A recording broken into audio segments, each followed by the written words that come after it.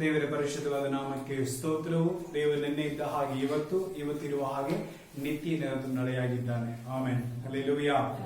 ಚೆನ್ನಾಗಿದ್ದೀರಾ? ಸಂತೋಷವಾಗಿದ್ದೀರಾ? ಆರೋಗ್ಯವಾಗಿದ್ದೀರಾ? ಆಮೇಲೆ ಕರ್ತನಲ್ಲಿ ಯಾವಾಗಲೂ ಹೆಂಗಿರ್ಬೇಕು? ಸಂತೋಷವುಳ್ಳವರಾಗಿ ಇರಬೇಕು. ಆಮೇಲೆ ಹಲ್ಲೆಲೂಯಾ. ಸೊ ಈ ದಿನಕ್ಕೆ ನೇಮಕವಾಗಿರುವಂತಹ ವಾಕ್ಯಗಳನ್ನು ಓದಿಕೊಳ್ಳೋಣ. ಕೀರ್ತನೆ 32ನೇ ಅಧ್ಯಾಯ 8ನೇ ವಚನ. ಕೀರ್ತನೆಗಳು 32ನೇ ಅಧ್ಯಾಯ 8ನೇ ವಚನವನ್ನ ನಾವು ಓದಿಕೊಳ್ಳೋಣ. ಯೆಹೋವನು ನಿನ್ನನ್ನು ಉಪದೇಶಿಸಿ ನಡೆಯಬೇಕಾದ ಮಾರ್ಗವನ್ನು ತಿಳಿಸುವೆನು, ನಿನ್ನನ್ನು ಕಟಾಕ್ಷಿಸಿ ಆಲೋಚನೆ ಹೇಳುವೆನು. ಆಮೆನ್. ನಿನ್ನನ್ನು ಕಟಾಕ್ಷಿಸಿ ಆಲೋಚನೆ ನೀಡುವನು. ಆಮೆನ್. ಹಲ್ಲೆಲೂಯಾ. ಸೊ ದೇವರು ನಮ್ಮನ್ನ ಯಾವಾಗಲೂ ಏನ್ ಮಾಡ್ತಾ ಇದ್ದಾನೆ? ಕಟಾಕ್ಷಿಸ್ತಾ ಇದ್ದಾನೆ. ಆತನ ಕಣ್ಣು ಯಾವಾಗಲೂ ನಮ್ಮ ಮೇಲೇನೆ ಇದೆ. ಅದು ಮಾತ್ರ ಇಲ್ಲ, ನಮ್ಮನ್ನ ಕಟಾಕ್ಷಿಸುವಂತ ದೇವರು ನಮಗೆ ಏನ್ ಮಾಡ್ತಾನೆ? ಆಲೋಚನೆಯನ್ನು ಕೊಡುತ್ತಾನೆ. ಆಮೇಲೆ ನಮ್ಮ ದೇವರು ಆಲೋಚನಾ ಕರ್ತನು. ಆಮೇಲೆ ನಮ್ಮ ದೇವರು ಯಾರು? ಆಲೋಚನಾ ಕರ್ತನು. ಹಲ್ಲೆಲೂಯಾ. ಸೊ ನಮ್ಮ ಜೀವಿತದಲ್ಲಿ ನಮಗೆ ಬೇಕಾಗಿರುವಂತ ಆಲೋಚನೆ ಯಾರು ಕೊಡೋದಂದ್ರೆ ನಮ್ಮ ದೇವರು ಕೊಡುತ್ತಾನೆ. ನಾವು ನಿಜವಾಗಲೂ ಗಮನಿಸೋದಾದರೆ, ನಾವು ನಿಜವಾಗಲೂ ಆತನ ದೃಷ್ಟಿಸೋದಾದರೆ ದೇವರ ಮನೆ ಏನ್ ಮಾಡ್ತಾ ಇದ್ದಾನೆ? ನಮಗೆ ತಕ್ಕ ಸಮಯದಲ್ಲಿ ಆಲೋಚನೆ ಕೊಡ್ಲಿಕ್ಕೆ ಆತನ ಶಕ್ತನಾಗಿದ್ದಾನೆ. ಹಲ್ಲೆಲೂಯಾ. ಅದೇ ಕೀರ್ತನೆ 33ನೇ ಅಧ್ಯಾಯದಲ್ಲಿ 11ನೇ ವಚನ ಓದಿಕೊಳ್ಳೋಣ. 33:11ನೇ ವಚನ. ಯೆಹೋವನ ಆಲೋಚನೆಯು ಶಾಶ್ವತವಾಗಿಯೇ, ಯೆಹೋವನ ಆಲೋಚನೆಯು ಶಾಶ್ವತವಾಗಿಯೇ ಇವೆ. ಆಮೇಲೆ ಯೆಹೋವನ ಆಲೋಚನೆ ಹೆಂಗಿದೆ? ಅದು ಶಾಶ್ವತವಾಗಿದೆ. ನಿಜವಾಗಿ ಆತನು ಪ್ರತಿಯೊಂದು ಸಮಯದಲ್ಲಿ, ಪ್ರತಿಯೊಂದು ಇಕ್ಕಟ್ಟಿನಲ್ಲಿಯೂ ದೇವರು ನಮಗೆ ಆಲೋಚನೆ ಕೊಡ್ತಾನೇ ಇದ್ದಾನೆ. ಆಮೇಲೆ ಕೌನ್ಸಿಲರ್ ಆತನ ಏನಾಗಿದ್ದಾನೆ? ನಮಗೆ ಒಂದು ಒಳ್ಳೆ ಕೌನ್ಸಿಲರ್ ಆಗಿದ್ದಾನೆ. ಯಾಕಂದ್ರೆ ಈಗ ಗಂಡ ಹೆಂಡತಿಗೆ ಜಗಳ ಬಂದ್ರೆ ಅವ್ರು ಫಸ್ಟ್ ಯಾರನ್ನ ಮೀಟ್ ಆಗ್ತಾರೆ? ಒಂದು ಒಳ್ಳೆ ಲಾಯರ್ ಅಥವಾ ಕೌನ್ಸಿಲರ್ ಹೋಗಿ ಏನ್ ಮಾಡ್ತಾರೆ? ಮೀಟ್ ಆಗ್ತಾರೆ. ಅವ್ರು ಏನ್ ಮಾಡ್ತಾರೆ? ಕೆಲವೊಂದು ಸೊಲ್ಯೂಷನ್ಸ್ ಅಥವಾ ಸಜೆಷನ್ಸ್ ಏನ್ ಮಾಡ್ತಾರೆ? ಕೊಡುತ್ತಾರೆ. ಆದ್ರೆ ಅದು ಅವರ ಜೀವಿತದಲ್ಲಿ ಆಗ್ಬಿಡತ್ತಾ? ಈ ಲೋಕದಲ್ಲಿರುವಂತ ಕೌನ್ಸಿಲರ್ಗಳು ನಮಗೆ ಕೌನ್ಸಿಲ್ ಕೊಡುವಾಗ ಅದರ ಪ್ರಕಾರ ನಾವು ನಡೆದು ಬಿಡ್ತೀವ?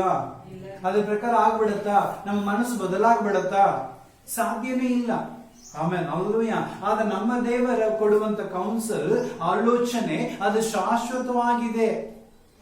ಆಮೇಲೆ ಹಲ್ಲೆಲೂಯಾ. ಯಾಕಂದ್ರೆ ಮನುಷ್ಯನು ಪರಿಸ್ಥಿತಿಯನ್ನು ನೋಡಿ, ಮುಖವನ್ನು ನೋಡಿ ನಮಗೆ ಆಲೋಚನೆ ಕೊಡುತ್ತಾನೆ. ಆದ್ರೆ ನಮ್ಮ ದೇವರು ನಮ್ಮ ಹೃದಯವನ್ನು ನೋಡಿ, ನಮ್ಮ ಹಿನ್ನೆಲೆಯನ್ನು ನೋಡಿ ನಮಗೆ ಆಲೋಚನೆ ಕೊಡುತ್ತಾನೆ. ಆಮೇಲೆ ವ್ಯತ್ಯಾಸಗಳಿದೆ. ಅದಕ್ಕೆ ದೇವರು ಯೆಶಾಯ 55ನೇ ಅಧ್ಯಾಯದಲ್ಲಿ 8ನೇ ವಚನದಲ್ಲಿ ಹೇಳ್ತಾ ಇದ್ದಾನೆ. ಯೆಶಾಯ 55 8ನೇ ವಚನ.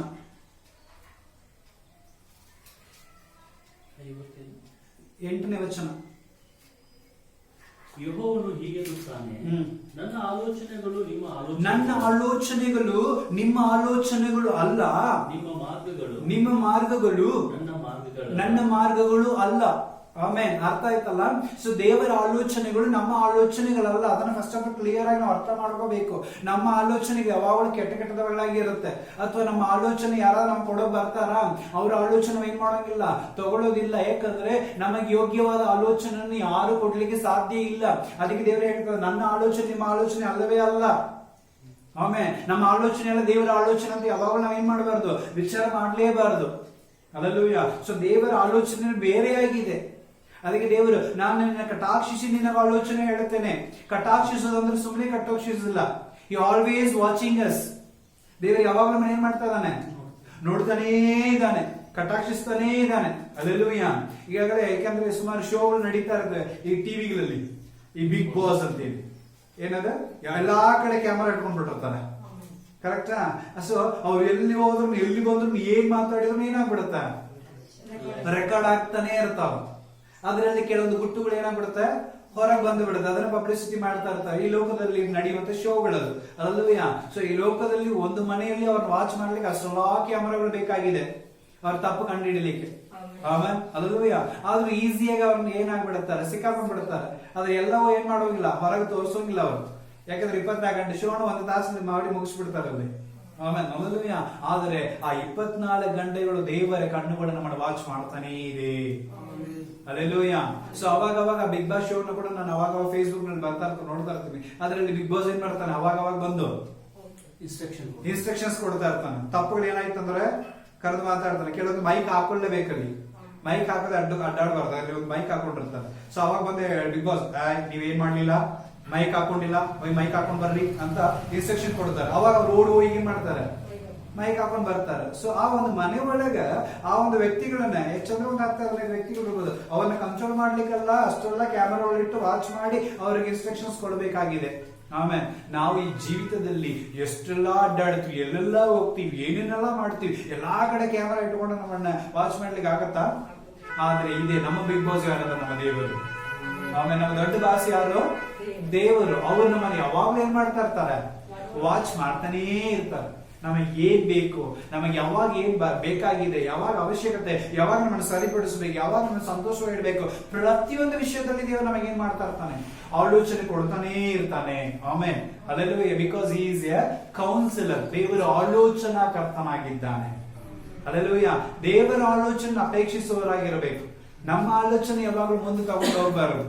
ಅದೆಲ್ಲವೇ ಸೊ ದೇವರ ಆಲೋಚನೆ ನಾವೇನ್ ಮಾಡ್ಬೇಕು, ತಗೊಳ್ಳವರಾಗಿ ಇರಬೇಕು. ವಾಕ್ಯ ಓದಿಕೊಳ್ಳೋಣ. ಯೆಶಾಯ 28ನೇ ಅಧ್ಯಾಯ 29ನೇ ವಚನ. ಯೆಶಾಯ 28ನೇ ಅಧ್ಯಾಯ 29ನೇ ವಚನ.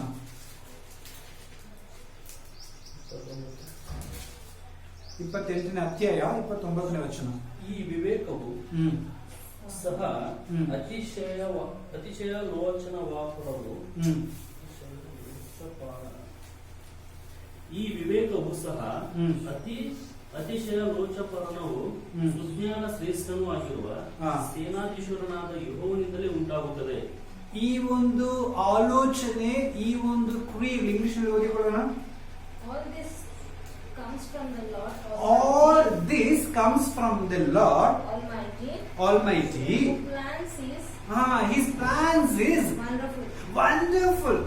ದೇವರ ಆಲೋಚನೆಗಳು, ದೇವರ ಕೃತ್ಯಗಳು, ದೇವರ ಕಾರ್ಯಗಳು ಅದು ಹೆಂಗಿರುತ್ತಂದ್ರೆ ತುಂಬಾ ಶ್ರೇಷ್ಠವಾಗಿದೆ. ಆಮೇಲೆ ಅದು ಹೇಗಿದೆ, ಅದು ತುಂಬಾ ಶ್ರೇಷ್ಠ, ಅದು ಅತಿಶಯವಾಗಿದೆ, ವರ್ಣಿಸಲಿಕ್ಕೆ ಆಗುವುದೇ ಇಲ್ಲ. ಆಮೇಲೆ ಸೊ ದೇವರ ಪ್ಲಾನ್ ನಲ್ಲಿ ಏನಿದೆಯೋ ಅದನ್ನ ನಾವೇನ್ ಮಾಡ್ಬೇಕು,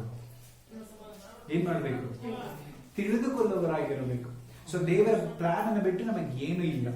ದೇವರ ವಾಕ್ಯ ಹೇಳ್ತಾರೆ, ಆತನು ನಿನ್ನ ಮೇಲೆ ಕಣ್ಣಿಟ್ಟು ನಿನಗೆ ಆಲೋಚನೆ ಹೇಳ್ತಾನೆ. ಬೇರೆ ಯಾರಾದ್ರೂ ಹೇಳ್ತಾರ? ನಮಗೆ ನಮ್ಮನ್ನ ಯಾವಾಗಲೂ ಗಮನಿಸ್ತೀವಿ, ಒಬ್ಬರನ್ನ ಹಿಂದಿ ಇಟ್ಟಿದ್ರೆ ಹೆಂಗಾಗತ್ತೆ, ನಮಗೆ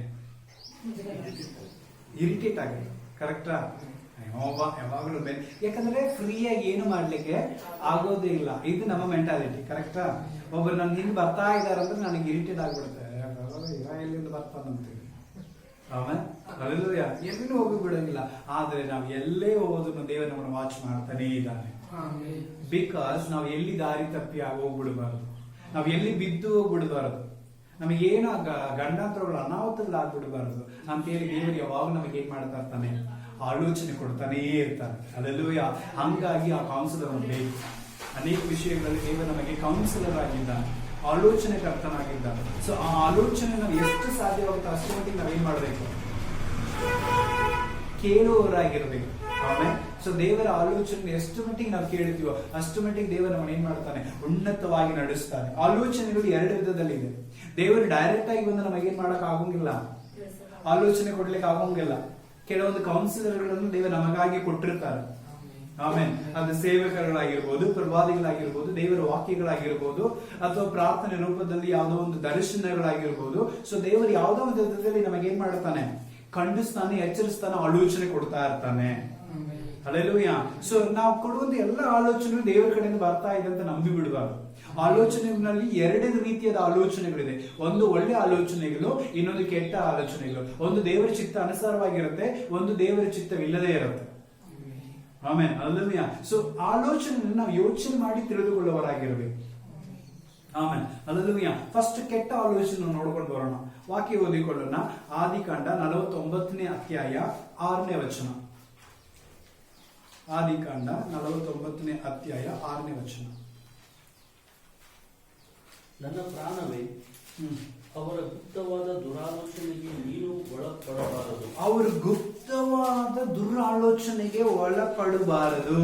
ಆಮೇಲೆ ಅವ್ರ ಗುಪ್ತವಾದ ಕೆಟ್ಟ ಆಲೋಚನೆ, ದುರಾಲೋಚನೆಗೆ ನೀನು ಒಳಗಾಗಬಾರದು.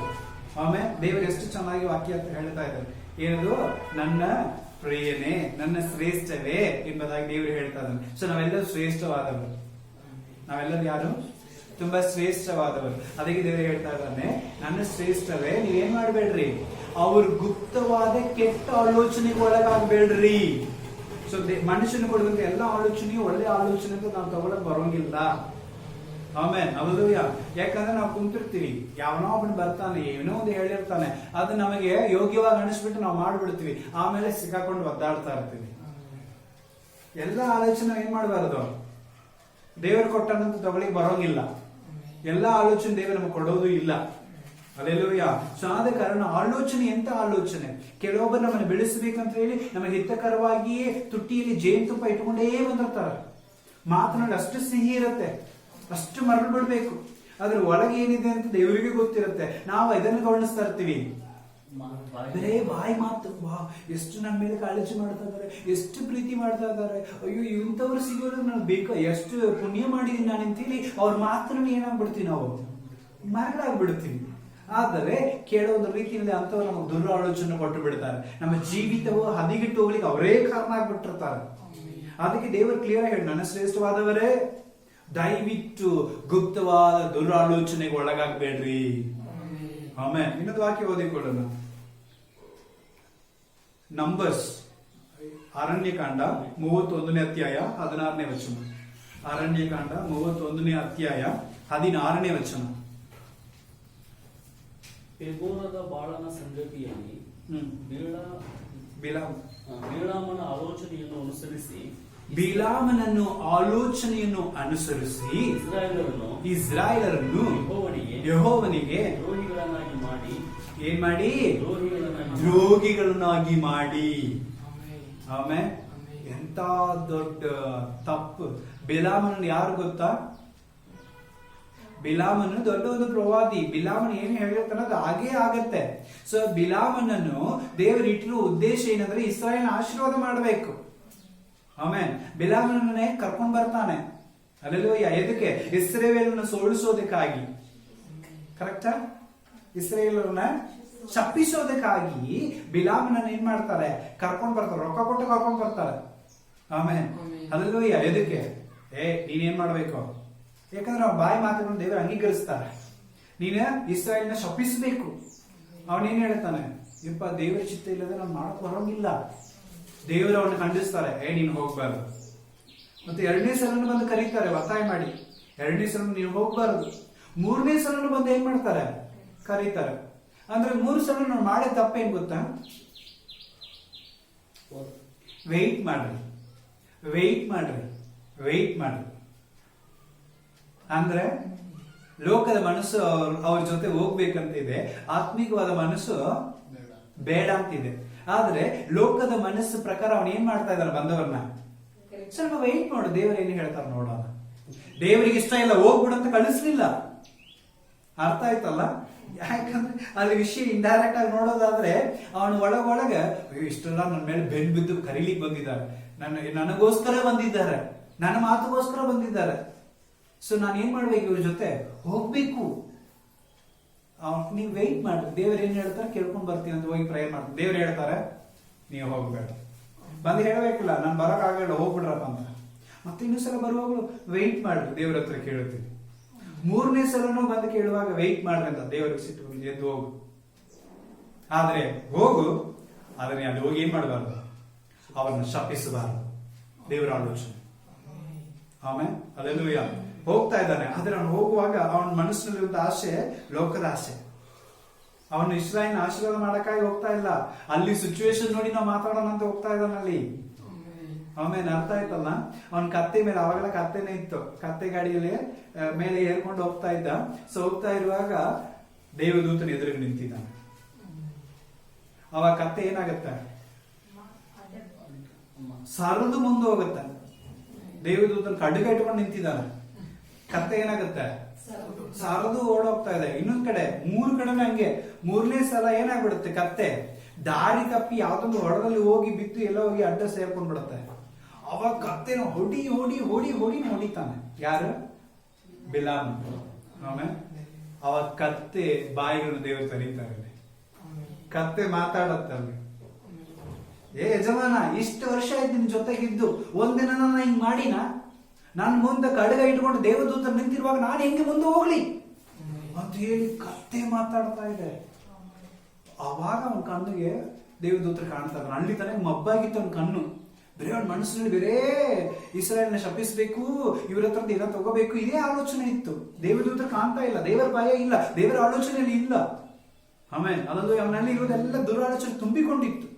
ಹಂಗಾಗಿ ದೇವರು ಕತ್ತೆ ಬಾಯಿನ ತರದವನ ಬುದ್ಧಿ ಹೇಳಿದ್ರು. ಅವಾಗ ಅಯ್ಯೋ ಸ್ವಾಮಿ, ಅವಾಗ ದೇವದೂತರು ಒಂದು ಮಾತು ಹೇಳ್ತಾರೆ, ನಿನ್ನ ಕತ್ತೆ ಮಾತ್ರ ದಾರಿ ತಪ್ಪಿ ಸೈಡ್ ಹೋಗ್ಲಿಲ್ಲ ಅಂದ್ರೆ ನಿನ್ ಕತ್ತೆಯನ್ನು ಉಳಿಸಿ ನಿನ್ನನ್ನು ಕೊಂದು ಬಿಡ್ತಿದ್ದೆ ಅಂತ ದೇವರು ಹೇಳಿದ್ರು. ಕತ್ತೆ ಕೊಡುವಂತ ಶ್ರೇಷ್ಠತೆಯನ್ನು ಕೂಡ ಅವನಿಗೆ ಕೊಟ್ಟಿಲ್ಲ ಅಂತ ಆಯ್ತು ದೇವರಲ್ಲಿ. ಯಾಕಂದ್ರೆ ಕತ್ತೆ ದೇವದೂತರು ನೋಡ್ತಾ ಇದೆ, ದೇವರ ಮಗ, ಆಲೋಚನೆಕರ್ತನ ಮಗ, ಶ್ರೇಷ್ಠ ಪುತ್ರ, ಅವ ಏನ್ ಮಾಡ್ತಾ ಇಲ್ಲ, ಕೇಳ್ತಾ ಇಲ್ಲ. ಎಷ್ಟು ನೋಡು, ನಾವ್ ಹಂಗೆ ಒಮ್ಮೊಮ್ಮೆ ಈ ಲೋಕದ ಆಶೆಗಳು, ಲೋಕದ ವಿಚಾರಗಳು, ಲೋಕದ ಒಂದು ಆಶಾಪಾಶಗಳು ಬಂದು ನಮ್ಮ ಕಣ್ಣನ್ನು ಏನ್ ಮಾಡ್ಬಿಡುತ್ತೆ, ಮುಚ್ಚಿಬಿಡುತ್ತೆ. ದೇವರು ನೋಡಕ್ ಆಗೋದಿಲ್ಲ, ದೇವರ ಪ್ರಾರ್ಥನೆ ಮಾಡ್ಲಿಕ್ಕೆ ಆಗೋದಿಲ್ಲ, ದೇವರ ಆಲೋಚನೆ ಕೇಳಲಿಕ್ಕೆ ಆಗೋದಿಲ್ಲ. ದೇವರ ಬಿಟ್ಟು ಸರದು ಹೋಗ್ಬಿಡ್ತೀವಿ. ಅದಕ್ಕೆ ದೇವರು ಮೊಮ್ಮದ್ದು ಕೊಡ್ತಾ, ನಾನು ಇದ್ದೀನಿ ನೋಡ್ರು ಅಂತ ಹೇಳಿ. ಅರ್ಥ ಆಯ್ತಲ್ಲ? ಸೊ ನಮಗೆ ಕಷ್ಟ ಬರುವಾಗಲ್ಲ ನಾವು ಯೋಚನೆ ಮಾಡ್ಬೇಕು, ಓಕೆ ನಾವೇನಾಗಿದೀವಿ, ದಾರಿ ತಪ್ಪಿ ಎಲ್ಲೋ ಹೋಗ್ತಾ ಇದೀವಿ, ಅದಕ್ಕೆ ದೇವರು ಹೊಡ್ದಾನ ಅಂತೀವಿ.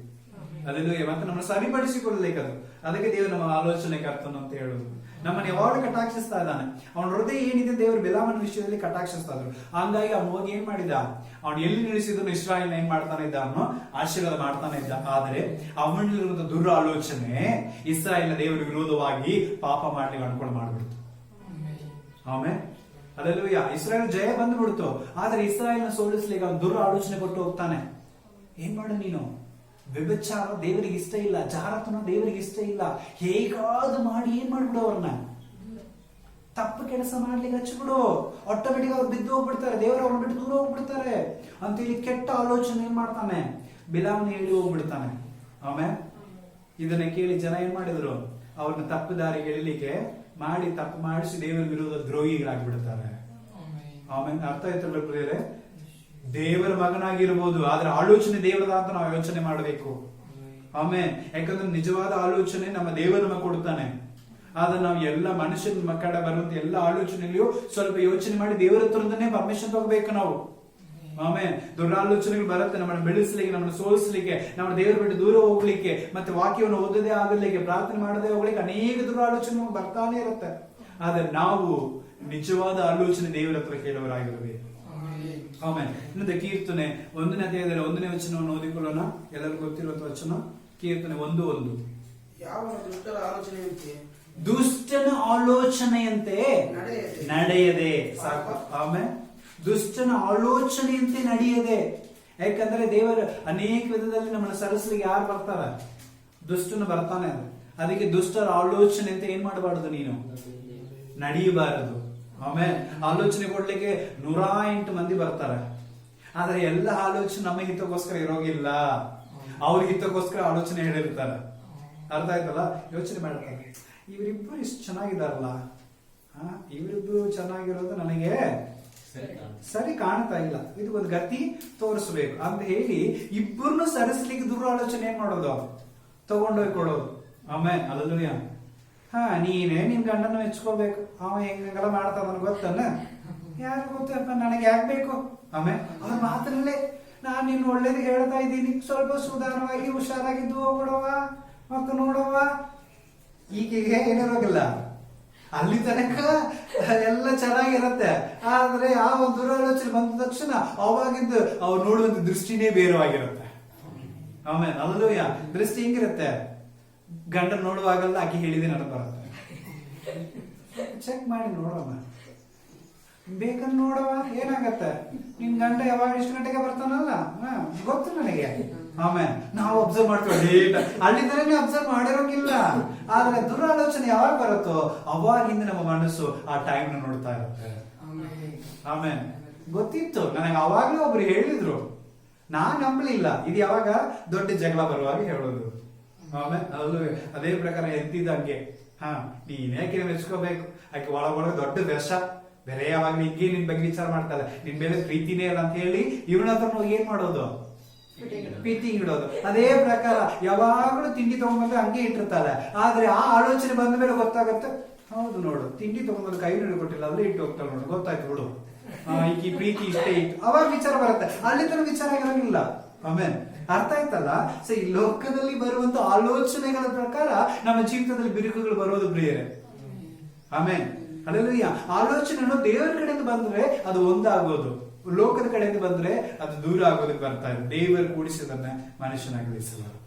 ಅದರ ಅರ್ಥ ಏನಂದ್ರೆ ಇದೆ. ಆಮೇಲೆ ಸೊ ಮನುಷ್ಯನ ಮಾತನ್ನ ಕೇಳಿ ಏನಾಗಬಾರದು, ದೂರ ಆಗಬಾರದು.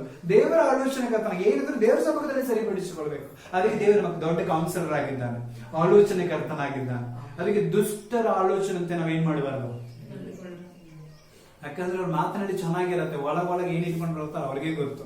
ಹಂಗಾಗಿ ಮನುಷ್ಯನ್ ನಮ್ಗೆ ಕೊಡುವಂತ ಎಲ್ಲಾ ಅಡ್ವೈಸು ನಮ್ಮ ಒಳ್ಳೇದಿದಂತ ಎಂದಿಗೂ ನಾವೇನ್ ಮಾಡಬಾರದು, ತಿಳ್ಕೊಳ್ಳೇಬಾರದು. ಅದರಲ್ಲೂ ಹಾಗಾಗಿ ಒಳ್ಳೆಯವರು, ವೆಲ್ ವಿಶಸ್, ನಮ್ಮನ್ನ ಚೆನ್ನಾಗಿ ಅರ್ಥ ಮಾಡಿಕೊಂಡಿದ್ದವರು, ಎಲ್ಲದಕ್ಕಿಂತ ಹೆಚ್ಚಾಗಿ ದೇವರನ್ನ ಆದುಕೊಂಡಿದ್ದ ಜನರು ಕೊಡುವಂತ ಆಲೋಚನೆ ನಾವು ತಗೊಳ್ಳುವರಾಗಿರ್ಬೇಕು.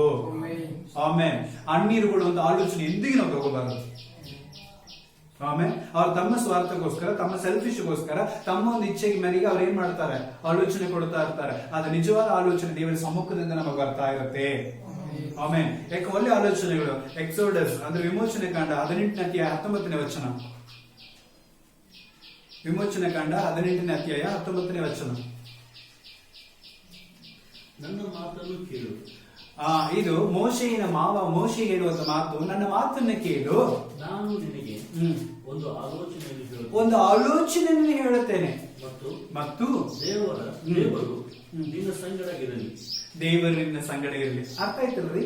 ಈ ಒಂದು ಎತ್ತಿಯ ಕೊಡುವಂತ ಆಲೋಚನೆ ತುಂಬಾ ಚೆನ್ನಾಗಿದೆ. ನಾನು ಯಾಕಂದ್ರೆ ರೀಸೆಂಟ್ ಆಗಿ ಈ ವಾಕ್ಯ ಓದುವಾಗಲೇ ನನಗೆ ಈ ಒಂದು ಪೋಷನ್ ತಗೋಬೇಕಂತ ಆಲೋಚನೆ ಬಂದಿತ್ತು. ಆಮೇಲೆ ಅದರಲ್ಲೂ ಈ ಎತ್ತಿಯು ಮೋಶೆಗೆ ಬಂದ, ಮೋಶೆ ದೊಡ್ಡ ಕಮಾಂಡೋ, ದೇವರನ್ನ ಸಂಗಡ ಮಾತಾಡ್ತಾ ಇದ್ದಾನೆ, ದೇವರನ್ನು ದಾರಿ ತೋರಿಸ್ತಾ ಇದ್ದಾನೆ, ದೇವರ ಮುಖಾಮುಖಿಯಾಗಿ ಭೇಟಿಯಾಗಿದ್ದಾನೆ. ಸೊ ದೇವರವನ್ನ ಎಲ್ಲಾ ವಿಧದಲ್ಲಿ ಅನುಕೂಲ ಮಾಡಿದ್ದಾನೆ. ಆದ್ರೆ ಅಂತ ದೊಡ್ಡ ದೇವ ಮನುಷ್ಯನಿಗೆ ಅವನ ಮಾವನಾಗಿರುವಂತ ಎತ್ತಿಯು ಬಂದು ಏನ್ ಮಾಡ್ತಾ ಇದ್ದಾನೆ, ಅಲ್ಲಿ ಒಂದು ಆಲೋಚನೆ ಕೊಡ್ತಾ ಇದ್ದಾನೆ. ನೀನ್ ಮಾಡ್ತಾ ಇರೋದು ಯಾಕೆ ನನಗೆ ಏನ್ ಅನಿಸ್ತಾ ಇಲ್ಲ, ಸರಿ ಕಾಣ್ತಾ ಇಲ್ಲ, ಸ್ವಲ್ಪ ಏನ್ ಮಾಡು ನೀನು, ನಾನು ಹೇಳುವಂತ ಆಲೋಚನೆ ಸ್ವಲ್ಪ ನೀನ್ ಏನ್ ಮಾಡು, ಕೇಳು. ಇದು ದೇವರ ವಿಷಯದಲ್ಲಿ ಒಳ್ಳೇದಾಗೇ ಇದೆ. ಆಮೇಲೆ ಅಲ್ಲೆಲ್ಲೂಯ್ಯ. ದೇವರ ಆಲೋಚನೆಗಳು ಹೆಂಗ್ ಬರುತ್ತೆ ಅಂದ್ರೆ ದೇವರ ಮಕ್ಕಳ ಮುಖಾಂತರವಾಗಿ ಬರುತ್ತೆ. ದೇವರ ಮಕ್ಕಳು ಯಾವಾಗಲೂ ಯಾರನ್ನ ಮುಂದಿಟ್ಕೊಂಡು ಬರ್ತಾರೆ ಅಂದ್ರೆ ದೇವರನ್ನ ಮುಂದಿಟ್ಕೊಂಡು ಬರ್ತಾರೆ. ಆಮೇಲೆ ಅದು ದೇವರ ಆಲೋಚನೆ. ಆಮೇಲೆ ಅಲ್ಲೆಲ್ಲೂಯ್ಯ. ಯಾಕಂದ್ರೆ ಅನ್ಯರು ಹೆಂಗ್ ಬರ್ತಾರೆ, ದೇವರ ಭಯವಿಲ್ಲದೆ ಬಂದು ಕೆಡಿಸ್ತಾರೆ. ಆದ್ರೆ ದೇವರ ಮಕ್ಕಳು ದೇವರನ್ನ ಮುಂದಿಟ್ಕೊಂಡು ದೇವರ ಭಯದೊಂದಿಗೆ ಬರ್ತಾರೆ. ಅದೇ ವ್ಯತ್ಯಾಸ. ಆಮೇಲೆ ಎತ್ತಿಯು ಬರ್ತಾ ಇದ್ದಾನೆ, ನಾನು ಹೇಳುವಂತ ಆಲೋಚನೆ ಸ್ವಲ್ಪ ಕೇಳು, ಅದು ನಿನಗೂ ಒಳ್ಳೇದಾಗಿರುತ್ತೆ, ಅದು ದೇವರು ಮೆಚ್ಚುತ್ತಾನೆ. ಆಮೇಲೆ ಯಾಕಂದ್ರೆ ಅವ್ನು ಮಾಡ್ತಾ ಇರೋದೆಲ್ಲ ಗಮನಿಸ್ತಾ ಇರ್ತಾನೆ. ಅಷ್ಟು ಜನ ಇದ್ರು, ಯಾರು ಗಮನಿಸ್ಲಿಲ್ಲ. ಆದ್ರೆ ಒಬ್ಬ ಮನುಷ್ಯನ ಮಾತ್ರ ಅವನ ಮೇಲೆ ಕಾಳಜಿ ಮಾಡ್ತಾ ಇರುವವನು, ಅವನ ಪ್ರೀತಿ ಮಾಡ್ತಾ ಇರುವವನು, ದೇವರಲ್ಲಿ ಚೆನ್ನಾಗಿ ಬೆಳೆದವನು, 40 ವರ್ಷಗಳು ಅವನನ್ನು ಅಬ್ಸರ್ವ್ ಮಾಡಿದವನು, ಅವನ ಮಾವ. ಆಮೇಲೆ ಅಲ್ಲೂಯ್ಯ ಅವನ ಬಂದು ಆಲೋಚನೆ ಕೊಡ್ತಾ ಇದ್ದಾನೆ, ನೀನು ಒಬ್ಬನಿಗೆ ತುಂಬಾ ಭಾರ ಅನ್ನಿಸ್ತಾ ಇಲ್ವಾ, ನೀನೂ ಟಯರ್ಡ್ ಆಗ್ಬಿಡ್ತಿ, ಮತ್ತೆ ನಿನಗೂ ಬೇಸರ ಆಗ್ಬಿಡುತ್ತೆ. ಇಷ್ಟು ಜನರನ್ನು ಒಂದು ದಿನದೆಲ್ಲ ನೀನು ಕೇಳ್ತಾ ಇದ್ರೆ ಹೆಂಗ್ ಹೋಗೋದು ಜೀವನ, ಬೇಡ. ನಾ ಸ್ವಲ್ಪ ಆಲೋಚನೆ ಕೊಡುತ್ತೇನೆ. ನೀ ಏನ್ ಮಾಡು, ಕೆಲವೊಂದು ಪಂಗಡಗಳನ್ನು ಮಾಡ್ಕೋ, ಕೆಲವೊಂದು ಗ್ರೂಪ್ಗಳನ್ನು ಮಾಡ್ಕೋ, ಕೆಲವೊಂದು ಸಂಘಗಳನ್ನ ಮಾಡ್ಕೋ. ಅವ್ರಿಗೆ ಏನ್ ಮಾಡು, ನೀನು ಒಂದು ಜವಾಬ್ದಾರಿನ ಕೊಡು. ಅವ್ರು ಏನ್ ಮಾಡ್ಲಿ, ಸಣ್ಣ ಪುಟ್ಟ ವಿಷಯಗಳನ್ನು ಬಗೆಹರಿಸಲಿ, ದೊಡ್ಡ ವಿಷಯ ಮಾತ್ರ ನಿನ್ ತಕ್ಕ ಬರ್ಲಿ, ನೀನ್ ದೇವರ ಹತ್ರ ಕೇಳಿ ಏನ್ ಮಾಡೋದು, ಪರಿಹಾರ ಮಾಡು. ಆಮೇಲೆ ಇದೇ ಅವ್ರು ಕೊಡುವಂತ ಆಲೋಚನೆ. ಅದೆಲ್ಲ ಕೆಲವೊಬ್ಬರು ಚರ್ಚ್ ನಲ್ಲಿ, ದೊಡ್ಡ ದೊಡ್ಡ ಚರ್ಚ್ಗಳಲ್ಲಿ ಪ್ರಾರಂಭದಿಂದ ಅಂತ್ಯದವರೆಗೆ ಎಲ್ಲ ಏನ್ ಮಾಡ್ಬೇಕು, ಪಾಸ್ಟ್ರೇ ಮಾಡ್ಬೇಕು. ಅವ್ರು ಯಾರಿಗೂ ಬಿಟ್ಕೊಡಂಗಿಲ್ಲ. ಆಮೇಲೆ ಒಂದು ವಾಕ್ಯ ಹೇಳಿ, ಒಂದು ವರ ಇದೆಯಾ, ಸ್ವಲ್ಪ ಪ್ರಮೋಟ್ ಮಾಡಿ ಮುಂದೆ ಕರ್ಕೊಂಡು ಬರ್ಬೇಕಂತ ಇರೋದಿಲ್ಲ. ಹಾಡಾಡುವಂತ ತಾಳತ್ತಿದೆಯಾ, ಸ್ವಲ್ಪ ಮುಂದೆ ಕರ್ಕೊಂಡು ಬರ್ಬೇಕಂತ ಇರೋದಿಲ್ಲ. ಎಲ್ಲಿ ಒಂದು ವೇಳೆ ಜನ ನನ್ನ ಬಿಟ್ಟು ಅವ್ರನ್ನ ಬೆನ್ನತ್ಕೊಂಡ್ ಬಿಟ್ರೆ ಅರ್ಥ ಆಗ್ತಾ ಇರಲ್ಲ. ಹಂಗ ಅನೇಕ ಚರ್ಚೆಗಳಲ್ಲಿ ಎಲ್ಲವೂ ಯಾರೇ ಮಾಡ್ಬೇಕು, ಪಾಸ್ಟರ್ ಯಾರನ್ನು ಮುಂದೆ ಬಿಡೋದಿಲ್ಲ. ಅದು ಒಂದು ರೀಸನ್. ಅಂದ್ರೆ ನಮಗೆ ಪರಿಚಯ ಆದವರನ್ನ, ನಮಗೆ ಗೊತ್ತಿದ್ದವರನ್ನ, ನಮ್ಮ ಮುಂದೆ ಬೆಳೆದವರನ್ನ ನಾವು ಮುಂದೆ ಕರ್ಕೊಂಡು ಬೆಳೆಸೋ ತಪ್ಪೇನು ಇಲ್ಲ. ಆದ್ರೆ ಮುಂದೆ ಗೊತ್ತಿಲ್ಲದವರನ್ನ ಬಂದ ತಕ್ಷಣ ಅವ್ರ ಮುಂದೆ ಬಿಟ್ಬಿಟ್ರೆ ತುಂಬಾ ಕಷ್ಟ. ಆಮೇಲೆ ಅಂದ್ರೆ ರೊಕ್ಕ ಕೊಟ್ಟು ನಾವೇ ಬರಿ ತಗೊಳ್ಳೋದಂಗೆ. ಆಮೇಲೆ ಅದೆಲ್ಲೂ ಅರ್ಥ ಆಯ್ತಲ್ಲ. ಯಾಕಂದ್ರೆ ಕೆಲವರು ಏನ್ ಮಾಡ್ತಾರೆ, ತುಂಬಾ ದೊಡ್ಡ ಖರ್ಚು ಮಾಡ್ತಾರೆ, ಕೂಟ ಮಾಡ್ತಾರೆ, ಎಷ್ಟೋ ದೂರದಿಂದ ಪ್ರವಾದಿ ಹೇಳ್ತಾರೆ ಅಂತ ಹೇಳಿ ಸೇವಕರು ಏನ್ ಮಾಡ್ತಾರೆ, ಬಸ್ ಚಾರ್ಜ್ ಮಾಡಿ, ಫ್ಲೈಟ್ ಚಾರ್ಜ್ ಮಾಡಿ, ಅವ್ರ ರೊಕ್ಕ ಕೊಟ್ಟು, ಕಾರಿಗೆ ಕೊಟ್ಟು, ಲಾಡ್ಜ್ ಮಾಡಿ, ಅವ್ರ ರೂಮ್ ಮಾಡಿ, ಅವ್ರ ಬೇಕಾಗಿ ಕೊಡಿಸಿ ಅಷ್ಟೆಲ್ಲ ಖರ್ಚು ಮಾಡ್ಕೊಂಡು ಇವ್ರು ಸಾಲ ತಗೊಂಡು ಖರ್ಚು ಮಾಡಿ ಕೂಟ ನಡೆಸಿ ಅವ್ರನ್ನ ಕರ್ಕೊಂಡು ಬಂದಿರ್ತಾರ. ಆಮೇಲೆ ಎದಕ್ಕಾಗಿ ಈ ಲೋಕಲ್ ಚರ್ಚ್ ಪಾಸ್ಟರ್ನ ಉದ್ದೇಶ ಏನದು? ನನ್ನ ಜನರಿಗೆ ಏನಾದ್ರು ಒಳ್ಳೇದಾಗಬೇಕು, ನನ್ನ ಜನರು ಆತ್ಮೀಕವಾಗಿ ಉಜ್ಜೀವನ ಹೊಂದಬೇಕು, ನನ್ನ ಜನರು ಇನ್ನೂ ಏನಾಗಬೇಕು, ಒಂದು ಎಲ್ಲ ಫೈರ್ ಆಗ್ಬೇಕು ಅಂತ ಹೇಳಿ ಹುಡುಕಿ ಎಲ್ಲಿಂದೋ ತಗೊಂಡ್ ಬಂದಿರ್ತಾರ. ಆದ್ರೆ ಬಂದವರು ಏನ್ ಮಾಡ್ತಾರೆ, ಚೆನ್ನಾಗಿ ಒಂದು 4 ಪ್ರಸಂಗ ಮಾಡ್ಬಿಟ್ರೆ ಸಾಕು, ನಮ್ಮ ಮನಸ್ಸೆಲ್ಲ ಯಾರ ಕಡೆ ಹೋಗ್ಬಿಡುತ್ತೆ. ನಮ್ಮ ಪಾಸ್ಟ್ ಅಷ್ಟೆಲ್ಲ ಕರ್ಸ್ಕೊಂಡ್ರು ದೊಡ್ಡ ಸೇವಕರು ಹುಡು, ಅವ್ರು ತಾಕಡೆ ಮುಂದೆ ಹೇಳ್ಬೇಕು. ಅವ್ರು ಏನ್ ಮಾಡ್ತಾರೆ, ನಮಗೆ ಏನಿದ್ರು ನಮಗೆ ಹೇಳ್ರಿ, ನಾವು ಪ್ರೇಯರ್ ಮಾಡ್ತೀವಿ ಹೇಳಿ ಹೋಗಿರ್ತಾವ. ಅಷ್ಟು ದಿನ ಹಗಲು ರಾತ್ರಿ ಕುತ್ಕೊಂಡು ಮಾಡಿದ ಪಾಸ್ಟ್ ಪ್ರಾರ್ಥನೆ ವೇಸ್ಟ್. ಎಲ್ಲಿಂದೋ ಬಂದಿದಾರಲ್ಲ ಅವ್ರ ಪ್ರಾರ್ಥನೆ ಶ್ರೇಷ್ಠ ಆಗ್ಬಿಡ್ತಾವ. ಆಮೇಲೆ ಅದೆಲ್ಲೂಯ್ಯ ರೊಕ್ಕ ಖರ್ಚು ಮಾಡಿ ಸಾಲ ಮಾಡಿ ಕರ್ಕೊಂಡು ನಡೆಸಿದ್ರೆ ಲೋಕಲ್ ಪಾಸ್ಟರ್ನ ಕೆಳಗಾಗಿ ಆ ಪಾಸ್ಟರ್ ಮೇಲೆ ಎತ್ತಿ ಮತ್ತೆ ಪಾಸ್ಟರ್ ಬಂದು ಹೇಳ್ಬಿಡ್ತಾರೆ, ಪಾಸ್ಟರ್ ನೀ ಆ ಪಾಸ್ಟರ್ ಒಂದ್ ಮಾತು ಹೇಳ್ರಿಲ್ಲ, ಅವ್ರಿಗೆ ಪ್ರೇಯರ್ ಮಾಡಿಸ್ಲಿಕ್ಕೆ ಹೇಳ್ರಿ ಅಂತ ಈ ಪಾಸ್ಟರ್ಗೆ ಬಂದು ಹೇಳೋದು. ಆಮೇಲೆ ಅರ್ಥ ಆಗ್ತದೆ ಮಾತಾಡೋದು. ಯಾಕಂದ್ರೆ ಬಂದವರು ಅವ್ರ ರೊಕ್ಕ ತಗೊಂಡು ಬಂದು ಏನ್ ಮಾಡ್ತಾರೆ, ಪ್ರಸನ್ನ ಮಾಡಿ ಅವ್ರು ಹೋಗ್ಬಿಟ್ಟಿರ್ತಾರೆ. ಯಾಕಂದ್ರೆ ನಾವು ಕರೆದಿರ್ತೀವಿ, ನಮ್ಮ ರಿಕ್ವೆಸ್ಟ್ ಬಂದು ಅವ್ರ ಕೆಲಸ ಮಾಡಿ ಹೋಗಿರ್ತಾರೆ. ಅದನ್ನ ನಾವ್ ಏನ್ ಮಾಡ್ತೀವಿ, ಆದ್ರಿಂದಲೇ ಸಭೆ ಹಾಳಾಗೋದು ಅನೇಕ ವಿಷಯಗಳು ಹಿಂಗಾಗಿದೆ. ಬಂದವ್ರು ಏನ್ ಮಾಡ್ತಾರೆ, ಈ ಲೋಕಲ್ ಸ್ಥಳೀಯ ಚರ್ಚೆ ಹೆಂಗಿರುತ್ತೆ, ಹಾಲು ಬಿದ್ದು ಹೋಗಿರ್ತಾವ, ಅಷ್ಟು ದೂರದಲ್ಲಿ ಪಾಸ್ಟರ್ಗೆ ಫೋನ್ ಹಚ್ಚಿ ಮಾತಾಡಿ, ಭಾಷೆ ಬರ್ಲಿಲ್ಲ ಅಂದ್ರೂ ಮಾತಾಡಿ, ಅವ್ರಿಗೆ ಹೆಂಗಿದ್ದೀರಂತ ವಿಚಾರಿಸ್ಕೊಂಡು, ಮತ್ತೆ ಪಾಸ್ಟರ್ ನಿಮ್ ಅಕೌಂಟ್ ನಂಬರ್ ಕೊಡ್ರಿ, ನಾವು ನಿಮ್ಗೆ ಅಕೌಂಟ್ ಟ್ರಾನ್ಸ್ಫರ್ ಮಾಡ್ತೀವಿ ಅಂತ ಹೇಳಿ ಅವರಿಗೆಲ್ಲ ರೊಕ್ಕ ಕೊಟ್ಟು ಸಭೆಯನ್ನು ಇಲ್ಲಿ ಹಾಳಾಗಿರ್ತಾವ, ಅಲ್ಲಿ ಬೆಳೆಸ್ತಾ ಇರ್ತಾವ. ಆಮೇಲೆ ಹಲ್ಲೆಲೂಯಾ, ಅರ್ಥ ಆಗ್ತಾ ಇದಲ್ವಾ? ಸೊ ಯಾಕಂದ್ರೆ ಅನೇಕರು ತಪ್ಪಾಗಿ ಆಲೋಚನೆ ಮಾಡಿಕೊಂಡು ತಮ್ಮ ಜೀವಿತವನ್ನು ಏನ್ ಮಾಡ್ತಾರೆ, ಹಗಲು ರಾತ್ರಿ ಹತ್ರ ಸಿಗುವಂತ ಸೇವಕರನ್ನ ಬಿಟ್ಟು ಯಾವ ಸಮಯದಲ್ಲಿ ಕರೆದ್ರು ಬರ್ಲಿಕ್ಕೆ ಆಗೋದಿಲ್ಲ ಅಂತ ದೊಡ್ಡ ದೂರದಲ್ಲಿ ಹತ್ರ ಏನ್ ಮಾಡೋದು, ಕಾಂಟ್ಯಾಕ್ಟ್ ನೆನ್ಕೊಳ್ಳೋದು. ಆಮೇಲೆ ಫೋನ್ ನಲ್ಲೇ ಪ್ರಾರ್ಥನೆ ಮಾಡೋರು ಶ್ರೇಷ್ಠ. ಹಗಲು ರಾತ್ರಿ ಕಣ್ಣೀರು ಸೂಸಿ ನಿಮಗೆ ಉಪವಾಸ ಮಾಡಿ ಪ್ರಾರ್ಥನೆ ಮಾಡುವವರು ಯಾರು ಬೇಡ ಇರ್ತಾರ, ಯಾವಾಗ ಬೇಕು ಸಿಗ್ತಾರಂತ. ಆಮೇಲೆ ಅದೆಲ್ಲೂ ಹಾಗಾಗಿ ಪ್ರಿಯರೇ, ನಮ್ಮನ್ನ ಕಾಳಜಿ ಮಾಡುವವರಿಗೆ ನಾವು ರೆಸ್ಪಾನ್ಸ್ ಮಾಡಬೇಕು. ಆಮೇಲೆ ನಮ್ಮನ್ನ ಪ್ರೀತಿಸುವವರಿಗೆ ನಾವು ಏನ್ ಮಾಡಬೇಕು, ಸಪೋರ್ಟ್ ಆಗಿ ನಿಲ್ಲಬೇಕು. ಆಮೇಲೆ ಅರ್ಥ ಆಗ್ತಾ ಇರಲ್ಲ, ಯಾಕಂದ್ರೆ ಅವರೇ ಹಗಲು ರಾತ್ರಿ ದೇವ ಸಮ್ಮುಖ ನಿಮಗಾಗಿ ಪ್ರಾರ್ಥನೆ ಮಾಡಿ ಹೋರಾಡಿ ನಿಮಗೆ ಆಲೋಚನೆಗಳು ತಗೊಂಡು ಕೊಡುವವರು. ಅವ್ರು ಎಂದಿಗೂ ನಿಮಗೆ ಕೆಟ್ಟದಂತೂ ಬಯಸೋದಿಲ್ಲ, ತಾನ್ ಕಷ್ಟದಲ್ಲಿದ್ದರೂ ನಿಮ್ಗೆ ಒಳ್ಳೇದನ್ನೇ ಬಯಸ್ತಾ ಇರ್ತಾರೆ. ತಮ್ಮ ನೋವನ್ನು ಮರೆ ಮಾಡ್ಕೊಂಡು ನಿಮ್ಮ ಒಳ್ಳೇದಕ್ಕೋಸ್ಕರ ಪ್ರಾರ್ಥನೆ ಮಾಡ್ತಾರೆ. ಅದೆಲ್ಲೂ ಅರ್ಥ ಆಗ್ತಾ ಇರಲ್ಲ. ಸೊ ಆದ ಕಾರಣ ಅವ್ರಿಗಾಗಿ ಅವ್ರ ಆಲೋಚನೆಗಳನ್ನು ಎಂದಿಗೂ ನೀವೇನ್ ಮಾಡಬಾರ್ದು, ತಳ್ಳಿ ಬಿಡಬಾರ್ದು, ಮರೆತು ಬಿಡಬಾರ್ದು.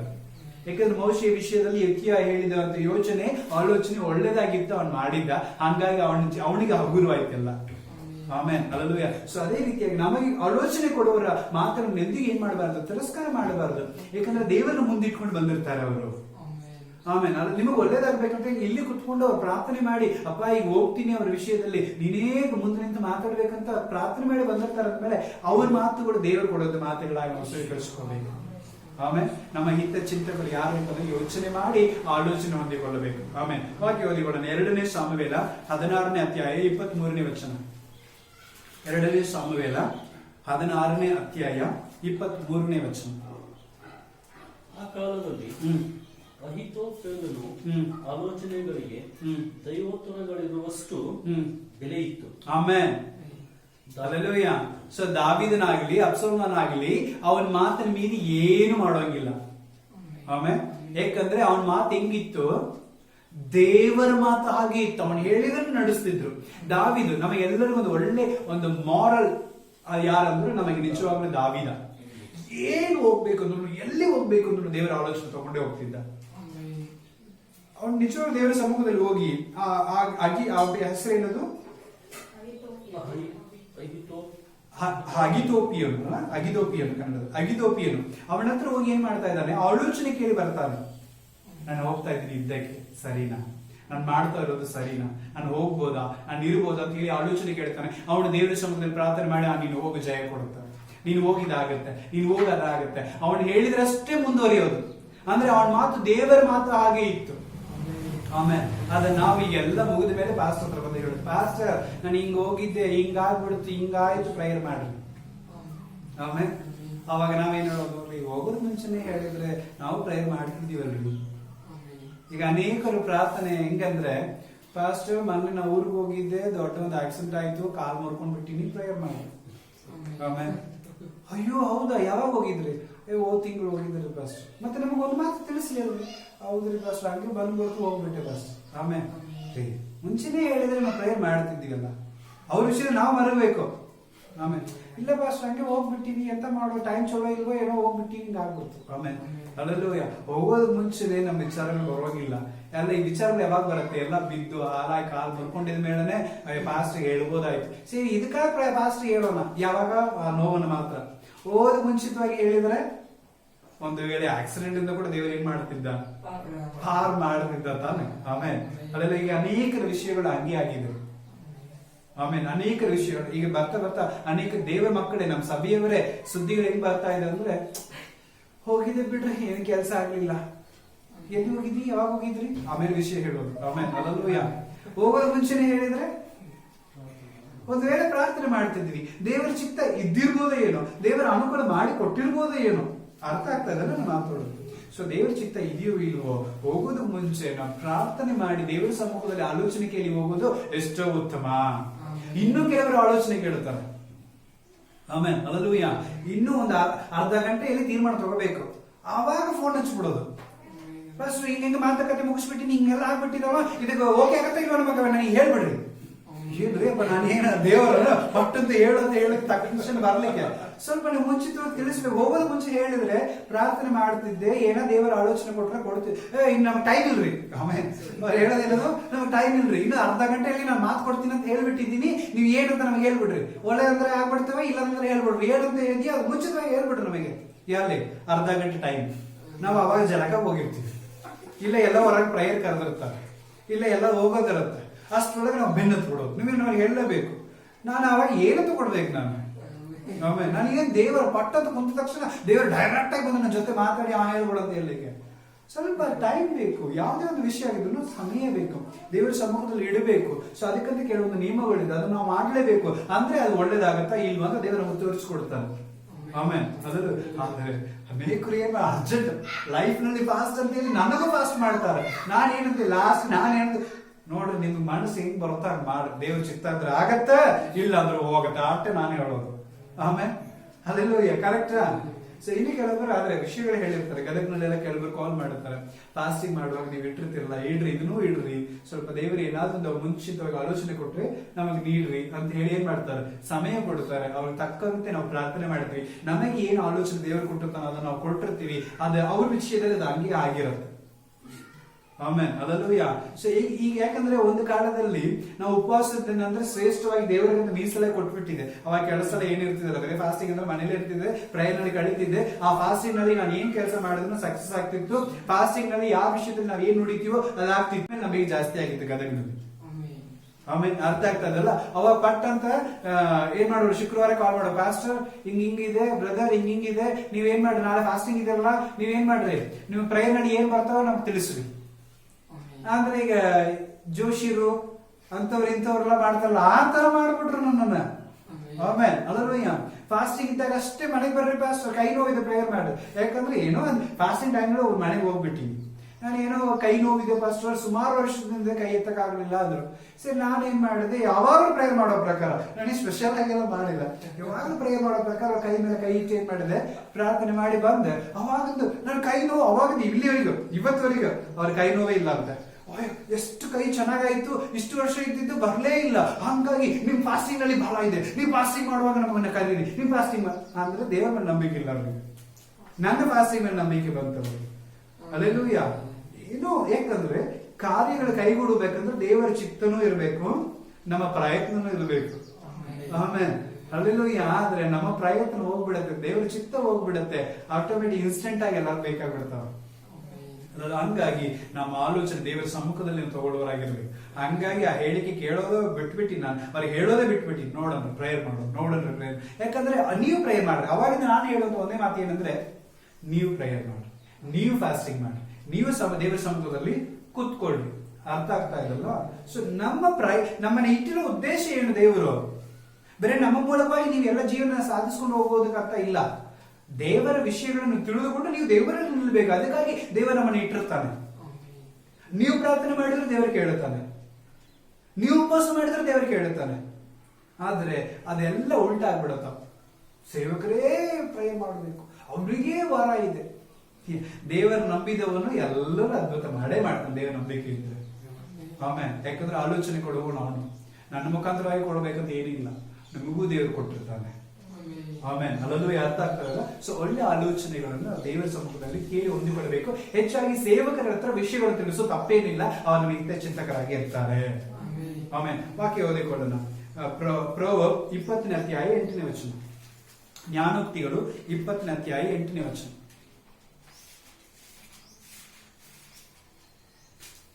ರಾಜನು ನ್ಯಾಯಾಸನರೂಢನಾಗಿ ತನ್ನ ದೃಷ್ಟಿಯಿಂದ ಸಕಲ ಕೆಟ್ಟತನವನ್ನು ತೋರುವನು. ಸಕಲ ಕೆಟ್ಟತನವನ್ನು ತೋರುವನು.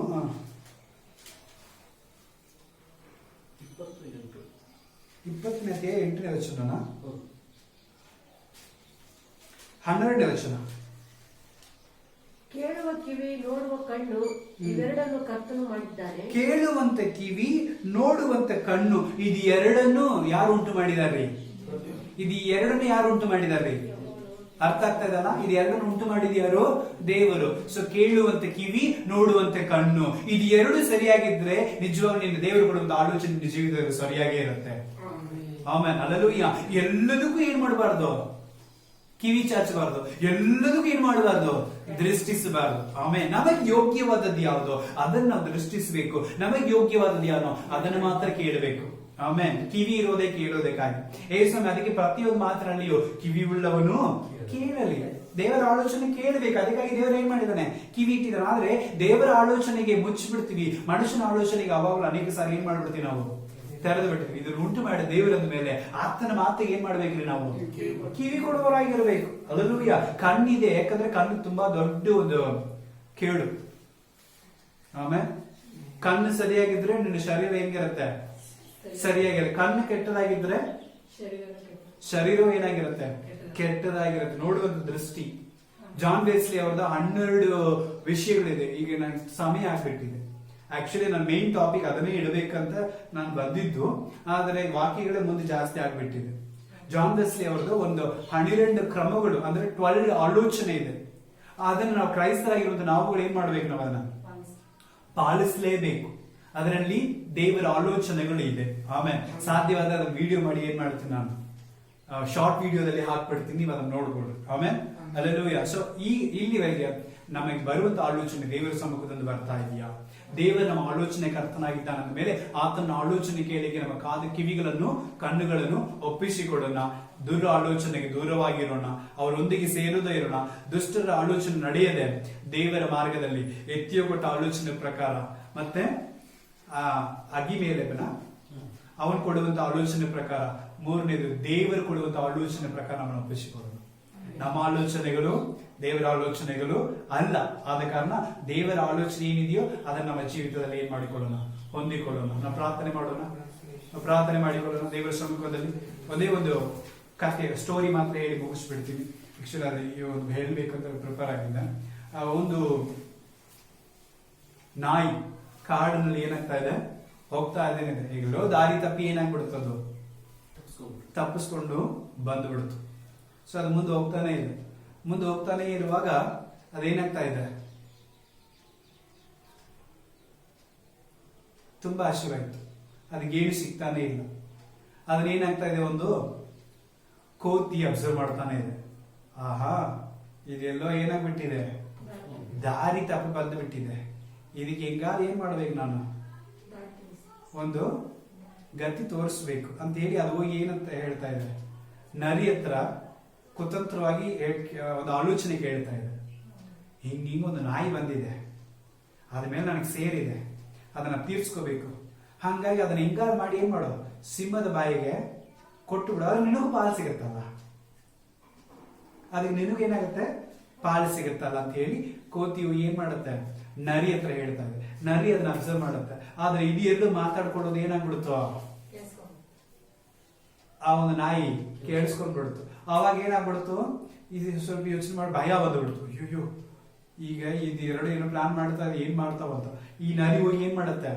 ಸಿಂಹ ಹತ್ರ ಹೇಳುತ್ತೆ, ಸಿಂಹ ತುಂಬಾ ಹಸಿವೆಯಲ್ಲಿ ಇದ್ದಂಗಿದೆ, ಆದ್ರೆ ನನಗೊಂದು ಒಳ್ಳೆ ಬೇಟೆ ಬಂದಿದೆ, ಯಾವ್ದೋ ಒಂದು ನಾಯಿ, ಆದ್ರೆ ಮನೆ ನಾಯಿ ಇರ್ಬೋದು, ಅದು ತುಂಬಾ ಗೊಸ್ತಿಯಾಗಿದೆ, ನಿನಗೆ ಒಳ್ಳೆ ಆಹಾರ ಸಿಕ್ಕಿದೆ, ಬೆನ್ನ ಹತ್ತು ಬಂದ್ಬಿಡು, ಮುಗಿಸ್ಬಿಡೋಣ ಅಂತ ಹೇಳಿ. ಹೌದಾ, ಹಾ ನನಗೆ ತುಂಬಾ ಹಸಿವಾಗಿದೆ ನಡಿ ಅಂತ ಹೇಳಿ ಏನ್ ಮಾಡ್ತಾ ಇದೆ, ಕಳಿಸ್ಬಿಡ, ನೀವು ಮುಂದೆ ಹೋಗ್ರಿ ನಾ ಬರ್ತೀನಿ ಅಂತ. ಅದೇ ಪ್ರಕಾರ ಇವಾಗ ಏನ್ ಮಾಡ್ತಾ ಇದೆ, ಸಿಂಹ ಕೋಪದಿಂದ ಓಡಿ ಬರ್ತಾ ಇದೆ. ಅವಾಗ ಈ ಒಂದು ನಾಯಿ ಏನ್ ಮಾಡ್ಬೇಕಂತ ಗೊತ್ತಾಗ್ತಾ ಇಲ್ಲ. ಪಟ್ಟಂತ ತಿರುಗತ್ತ, ಅಲ್ಲಿ ಯಾವ್ದೋ ಒಂದು ಒಣಗಿದ ಒಂದು ಎಲುಬು ಸಿಕ್ತು. ಆ ಎಲುಬನ್ನು ತಗೊಂಡು ಹಂಗೆ ಅದನ್ನ ನಗ್ತಾ ಹಂಗೆ ಕಚ್ತಾ ಕುಂತಿತ್ತು ನಾಯಿ. ಅವಾಗ ಕಚ್ತಾ ಇರುವಾಗ ಆ ಸಿಂಹ ಬರೋ ಹತ್ರ ಬಂದಾಗ, ವಾವ್ ಈ ಸಿಂಹ ಎಷ್ಟು ಟೇಸ್ಟ್ ಆಗಿದೆ, ವಾವ್ ಇಂಥ ಸಿಂಹವನ್ನು ಇಷ್ಟು ಲೈಫ್ ನಲ್ಲಿ ನಾನು ತಿಂದಿದ್ದೇ ಇಲ್ಲಪ್ಪ, ಇಷ್ಟು ಟೇಸ್ಟ್ ಆದ ಸಿಂಹನ ಅಂತ ಹೇಳುವಾಗ ಸಿಂಹ ಹಂಗೆ ಜರ್ಕಾಗ್ಬಿಡ್ತು. ಆಮೇಲೆ ಅಯ್ಯಯ್ಯೋ ಇದು ನಾಯಿ ಇಲ್ಲಪ್ಪ, ಇದು ಬೇರೆ ಏನೋ ಬಂದ್ಬಿಟ್ಟಿದೆ, ಸಿಂಹವನ್ನೇ ಕಚ್ಚಿ ತಿಂದು ಇಷ್ಟೇ ಎಳುಬನ್ನು ಉಳಿಸಿದೆ ಅದು, ಅಂದ್ರೆ ಇದು ಎಂತಹ ನಾಯಿ ಇರ್ಬೋದು ಅಂತ ಹೇಳಿ ಎದುರಿ ಓಡೋಗ್ಬಿಡ್ತಂತ.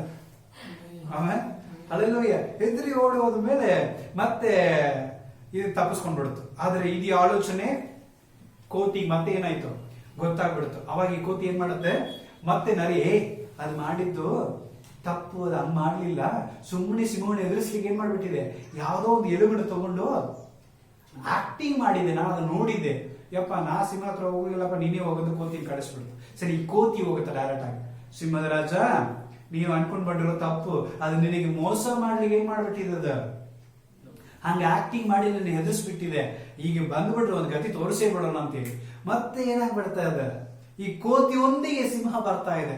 ಅವಾಗ ಈ ಒಂದು ನಾಯಿ ಏನ್ ಮಾಡ್ತಾ ಇದೆ, ಯೋಚನೆ ಮಾಡ್ತಾ ಇದೆ, ಪಟ್ಟಂತ ಏನ್ ಮಾಡುತ್ತೆ, ಮತ್ತೆ ಅದೇ ಎಳುವನ್ನು ಇಟ್ಕೊಂಡು ಈ ಕೋತಿನ ಬೇರೆ ಕಳಿಸಿದೆ, ಸಿಂಹವನ್ನು ಹೆಂಗಾದ್ ಮಾಡಿ ಏಮರ್ಸಿ ಕರ್ಕೊಂಡ್ ಬಾ ಅಂತ ಹೇಳಿ ಈ ಕೋತಿನ ಇನ್ನು ಬರ್ಲಿಲ್ಲಲ್ಲ ಅಂತ ಏನೇನ್ ಮಾಡ್ತು ಆಲೋಚನೆ ಮಾಡ್ತಿತ್ತಂತೆ.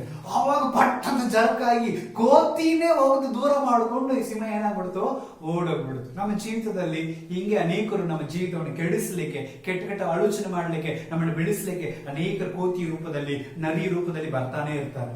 ಸಿಂಹಗಳ ಕೈಯಲ್ಲಿ ಒಪ್ಪಿಸ್ಕೊಡ್ಬೇಕಂತ ಬರ್ತಾನೆ ಇರ್ತಾರೆ. ಆದ್ರೆ ನಾವು ದೇವರ ಮಕ್ಕಳು ತುಂಬಾ ಜಾಣರಾಗಿ ದೇವರ ಆಲೋಚನೆ ಹೊಂದಿಕೊಂಡು ಜ್ಞಾನದಿಂದ ಮುಂದೆ ಸಾಗುವಾಗ ಎಲ್ಲಾ ಕೇಳಿನಿಂದಲೂ ದೇವರ ಮನೆ ಮಾಡ್ತಾನೆ, ತಪ್ಪಿಸುವಂತವನಾಗಿರ್ತಾನೆ. ಆಮೇಲೆ ಸೊ ಈ ಒಂದು ಆಲೋಚನೆ ಪ್ರಕಾರ ದೇವರ ಸಮ್ಮುಖದಲ್ಲಿ ನಮ್ಮನ್ನು ಒಪ್ಪಿಸಿಕೊಡೋಣ. ಕಷ್ಟಗಳು ಬರುವಾಗ, ಸಮಸ್ಯೆಗಳು ಬರುವಾಗ ನಮ್ಮ ದೋಸ್ತರು ಯಾರು, ಯೇಸು ಕ್ರಿಸ್ತನು. ಅವನ ಮುಂದೆ ನಾವು ಹೇಳುವಾಗ ಆತ ನಮ್ಮ ಬುದ್ಧಿಯಿಂದ ಜ್ಞಾನವನ್ನು ಓಡಿಸಿ ಆಲೋಚನೆ ಕೊಟ್ಟು ನಡೆಸ್ತಾನೆ. ಪ್ರಾರ್ಥನೆ ಮಾಡಿಕೊಳ್ಳೋಣ. ಎಲ್ಲರ ಕಣ್ಣನ್ನು ಮುಚ್ಚಿದವರಾಗಿ ನಾವು ಪ್ರಾರ್ಥನೆ ಮಾಡಿಕೊಳ್ಳೋಣ. ಸರ್ವಶಕ್ತನಾಗಿರುವಂತಹ ತಂದೆಯಾದ ದೇವರೇ, ಕರ್ತನೇ ನೀನು ಆಲೋಚನೆ ಕರ್ತನು ಸ್ವಾಮಿ, ನಾನು ನಿನ್ನ ಕಟಾಕ್ಷಿಸಿ ನಿನಗೆ ಆಲೋಚನೆ ಹೇಳಿದ ವಾಕ್ಯದ ಪ್ರಕಾರ ಇವತ್ತು ನಮಗೆ ಆಲೋಚನೆ ಕೊಟ್ಟಿದ್ದಿ, ಅದಕ್ಕಾಗಿ ಸ್ತೋತ್ರ. ನಮ್ಮ ಆಲೋಚನೆಗಳು ನಿನ್ನ ಆಲೋಚನೆಗಳು ಅಲ್ಲ, ನಿನ್ನ ಆಲೋಚನೆಗಳು ನಮಗೆ ಬೇಕಾಗಿದೆ.